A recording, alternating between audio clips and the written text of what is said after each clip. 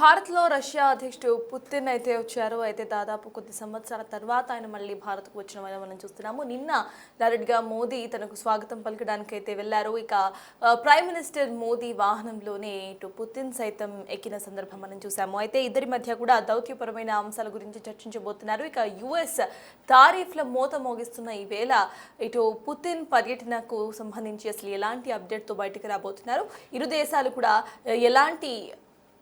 ఎలాంటి వాటిపై చర్చించుకోబోతున్నారు అనేది ఉత్కంఠభరితంగా మారింది. దౌత్యపరమైన అంశాలతో పాటు మరిన్ని అంశాలపై అంటే చమురు సరఫరా, అణు ఇంధన రంగంపై కూడా వీళ్ళిద్దరి మధ్య చర్చ వచ్చే అవకాశం ఉంది. అట్ ద సేమ్ టైం ఇంకా ఇప్పటి వరకు S-400 విమానాల గురించి మనకు తెలిసిందే. అయితే మో number of them at the same time S-57 యుద్ధ విమానాల గురించి సైతం కూడా మాట్లాడుకునే అవకాశం కనిపిస్తోంది. వీటిపై కొనుగోళ్లపై చర్చించబోతున్నారు మోదీ, పుతిన్. ఇక పుతిన్ భారత పర్యటనతో పాక్ వెన్నులైతే వణుకు పుడుతున్న వైనం మనం చూస్తున్నాము.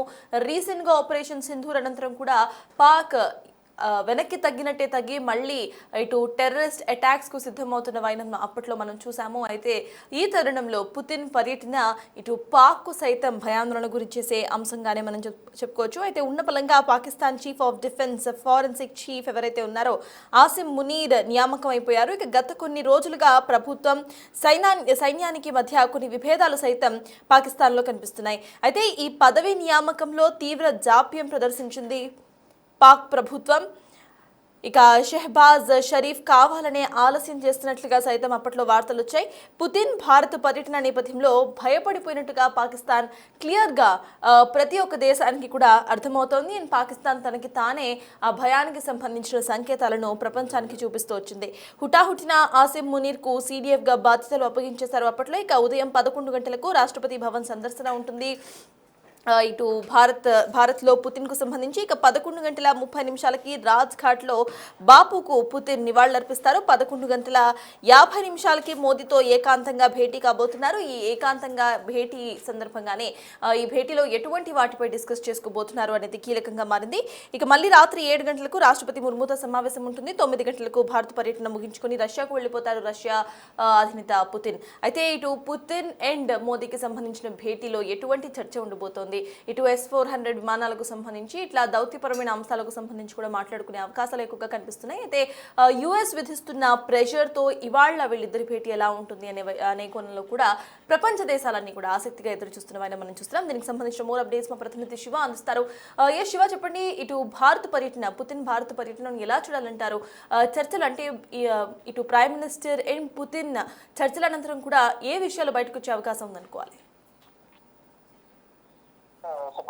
రష్యా అధ్యక్షుడు వ్లాదిమిర్ పుతిన్ భారత్ పర్యటన కొనసాగుతుంది. పర్యటనలో భాగంగా అంటే 2 రోజుల పర్యటనలో భాగంగా నిన్న సాయంత్రం రష్యా అధ్యక్షుడు ఢిల్లీలోని ఎయిర్పోర్ట్ కు 6:30 చేస్తున్నారు. ప్రధాని నరేంద్ర మోడీ ఆయనకి ఘన స్వాగతం పలికారు. ఇటు భారత సాంప్రదాయ విషయాలతో కళాకారులు ఇటు పుతిన్ కు స్వాగతం పలికారు. ఇక అక్కడి నుంచి ప్రతి దేశానికి ఏ దేశానికి వెళ్ళినా కొంతకాలంలోనే పుతిన్ ప్రయాణిస్తుంటారు. కానీ నిన్న మాత్రం భిన్నంగా ప్రధాని నరేంద్ర మోడీ వాహనంతో ఇద్దరు కలిసి ప్రధాని అధికారిక నివాసానికి వెళ్లారు. అయితే ఈ పర్యటనలో భాగంగా 25 కీలక ఒప్పందాలపై అవగాహన ఒప్పందం కుదిరే అవకాశం ఉన్నట్టుగా కూడా సమాచారం అయితే అందుతోంది.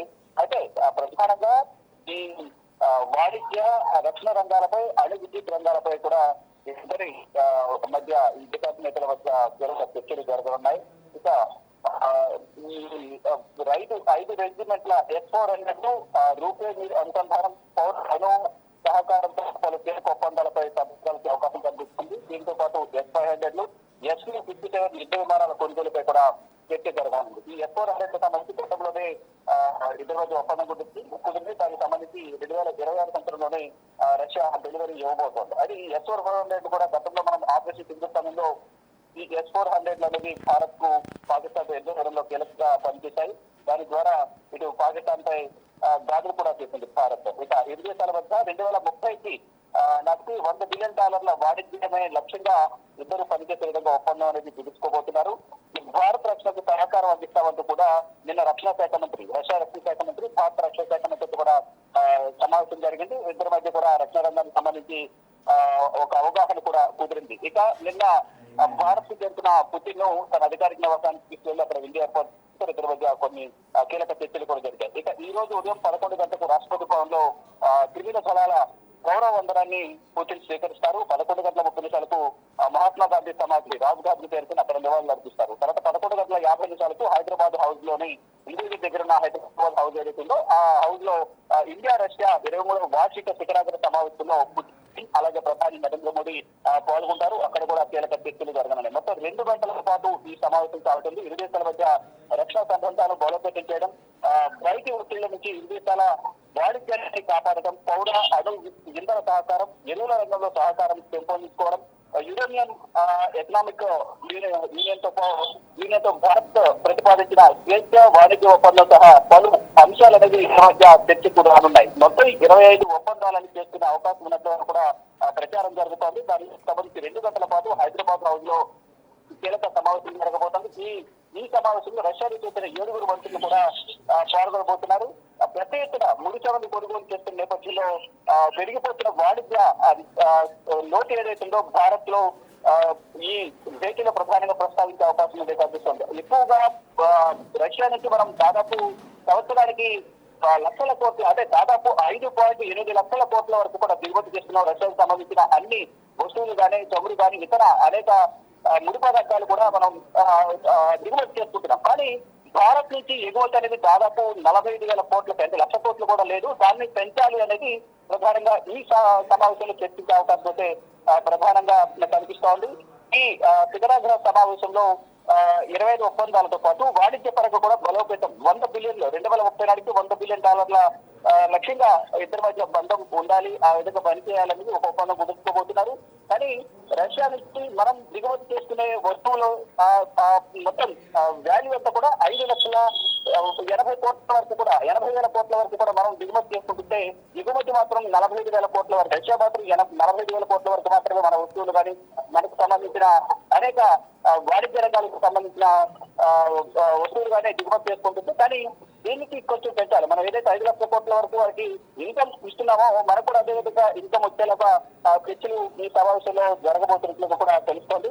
మొత్తం 4 సంవత్సరాల తర్వాత పుతిన్ భారత్ కు వచ్చారు కాబట్టి ఇద్దరి మధ్య ఒకవైపు భారత్ పైన అమెరికా విధిస్తున్న సుంకాల నేపథ్యంలో ఈ భేటీ కూడా అత్యంత ప్రాధాన్యత సంతరించుకుంది. 50% టారిఫ్ విధించారు ట్రంప్.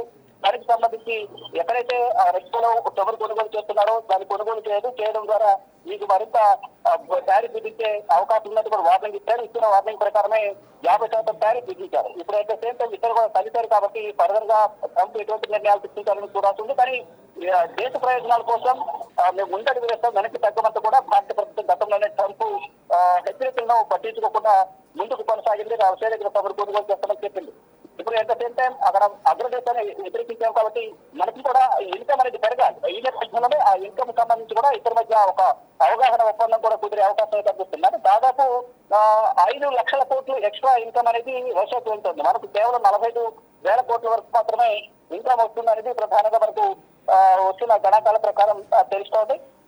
ఈ రోజు మళ్ళీ రాత్రి అంటే హైదరాబాద్ రోజులో మీడియా సమావేశం ఏర్పాటు చేస్తాం. తర్వాత ఇద్దరు కూడా సమావేశం యొక్క సారాంశం, ఎటువంటి ఒప్పందం ఉంటుంది, ఎటువంటి ఒప్పందాలపైన సంతకం చేసుకున్నారనేది కూడా మీడియా సమావేశం ఇద్దరు కూడా వెల్లడిస్తారు. తర్వాత రాత్రి 7 గంటలకు రాష్ట్రపతి ద్రౌపది ముర్ము ఇచ్చే విందులో ఇరు దేశాధినేతలు పాల్గొని అక్కడి నుంచి 9 గంటల పత్రిక భారత పర్యటన ముగించుకుని సొంత దేశానికి పుతిన్ చేరుకోనున్నారు.